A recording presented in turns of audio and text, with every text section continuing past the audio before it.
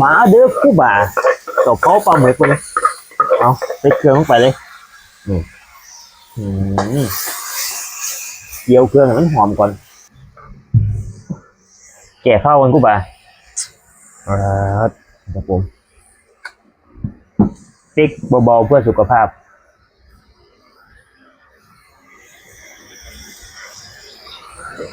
สาข้ามน้ำไม่ต้องเสียหอนทองว่าบ้านี่ลงทะเลพี่น้องผมพาพี่น้องลงทะเลไปเลยเนี่ยไปตะปาตะดงไรมันนี่พามาลงทะเลผม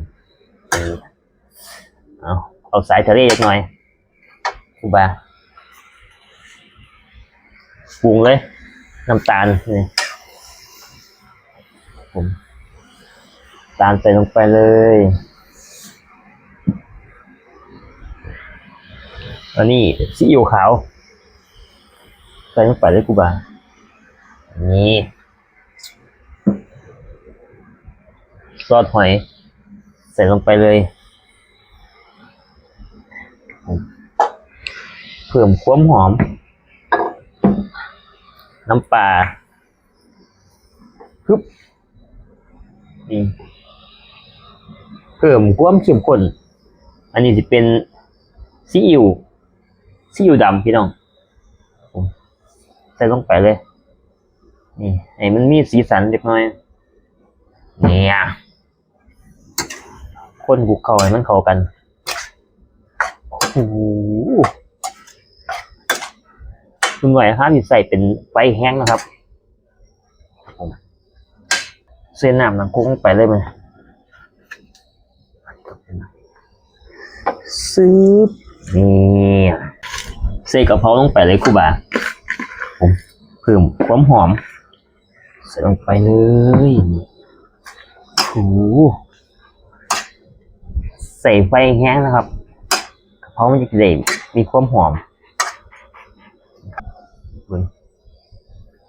เอาพี่น้องจากผลงานเพลงหนึ่งก่อน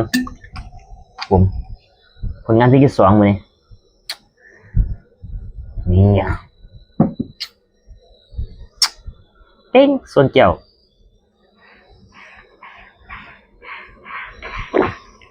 เสือข้ามหนาประตองในทองเสียห่อนทองว่า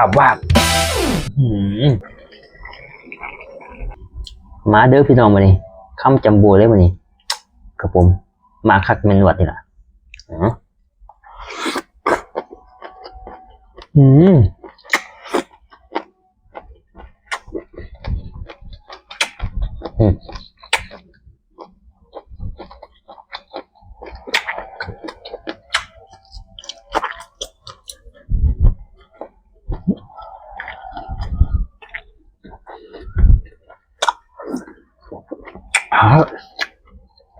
แสบคักเลย